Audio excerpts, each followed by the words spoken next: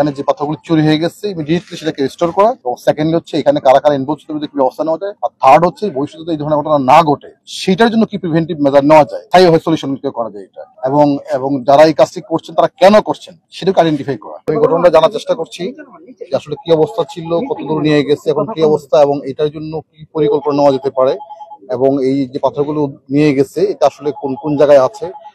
দুটো বিষয় আমি গুরুত্ব দিচ্ছি আমরা, সেটা হলো যে যে পাথরগুলো নিয়ে গেছে এই অঞ্চল থেকে যেন আর কোনো পাথর যাতে নিতে না পারে, মানে এখান থেকে যারা নিয়ে গেছে বিভিন্ন জায়গায় লুকিয়ে টুকিয়ে রাখছে, বা সিলেট অঞ্চল থেকে যাতে আর কোনো পাথর যেতে না পারে বাইরে, সেজন্য চেকপোস্ট কাজ করছে, সেটাকে আমরা একটু এনফোর্সিং করার চেষ্টা করবো। আর ইমিডিয়েটলি আগামী কালকে পরশুদিনের মধ্যে আর কিছু প্ল্যানিং আমরা নিচ্ছি। আমরা আশা করছি অল্প কয়েকদিনের মধ্যে ইনশাল্লাহ আগের অবস্থা ফিরে আসবো। আমরা একটু আগে অ্যাসেসমেন্ট করে নিই, আমরা একটু করে নেওয়ার পর ইনশাল্লাহ আশা করছি যে খুব দ্রুত সময় আগের অবস্থা ফিরে আসবো। তদন্ত কমিটি রিপোর্টের বিষয়ে আমার এই মুহূর্তে কিছু বলার নেই, কারণ এটি বিভিন্ন তদন্ত করেছে, সেটা হচ্ছে তদন্ত রিপোর্ট যারা করেছে সেটা যথাযথ কর্তৃপক্ষ জমা দেওয়া হয়েছে, এবং এটা কর্তৃপক্ষ সিদ্ধান্ত নেবেন যে আসলে এখানে কার দায় ছিল কি বিষয়। এটা আমি একজন জেলা প্রশাসক, আমার দায়িত্ব হলো যে এটাকে দুটো বিষয়, একটা হলো যে এখানে যে পাথরগুলো চুরি হয়ে গেছে ইমিডিয়েটলি সেটাকে রিস্টোর করা, এবং সেকেন্ডলি হচ্ছে এখানে কারা কারা ইনভলভ ছিল কি ব্যবস্থা নেওয়া যায়, আর থার্ড হচ্ছে ভবিষ্যতে এই ধরনের ঘটনা না ঘটে সেটার জন্য কি প্রিভেন্টিভ মেজার নেওয়া যায়, স্থায়ী সলিউশন করা যায় এটা, এবং এবং যারা এই কাজটি করছেন তারা কেন করছেন সেটাকে আইডেন্টিফাই করা। আমি দেখি সময় আমাকে দেন, আমরা চেষ্টা করি একটু আগে অ্যাসেসমেন্টটা করি, আইডেন্টিফাই করি যে আসলে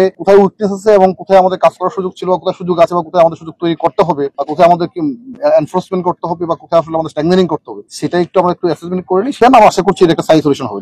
এখানে দুটো বিষয়, এখানে যে কোনো কাজে একটা চ্যালেঞ্জ থাকবে, এটা সাধারণ বিষয়, কিন্তু সবচেয়ে বড় বিষয় হচ্ছে জনতার যে শক্তি, মানুষের যে শক্তি, এটা হলো বড় বিষয়। যে এই যে গণ সচেতনতা বা গণ প্রতিরোধ গড়ে উঠছে কেন, কারণ মানুষজন সবাই এটাকে কিন্তু বাধ্য করে নিয়েছে, এই কাজটা অন্যায় করেছে এবং সরকার নিয়েছে। সুতরাং এই যে সরকার এবং জনগণ যখন পাশাপাশি থাকে, তখন এই শক্তির কাছে কিন্তু কোনো গোষ্ঠীগত কোনো শক্তির কোনো পার্থক্য হলো বড় বিষয়। কারণ এখানকার যেটা হলো যে বেশি হয়তো যে কাজটি করছে হয়তো মুষ্টিমেয় কিছু লোকজন করেছে, কিন্তু বৃহত্তর জনগোষ্ঠী তারা কিন্তু সব এটা সরকারের এগেন্স্টে। তো আমরা দেখি এটাকে কি করা যায়, আমরা আশা করছি ইনশাল্লাহ এটা সাইজ না না এটা দেখি, মানে উন্নয়ন তো একদিনের বিষয় না, এটা পরিকল্পনার বিষয় আছে, স্থানীয় জনগণ অংশগ্রহণ বিষয় আছে, সক্ষমতার বিষয় আছে। দেখি আমরা আসলে কি করা যায়।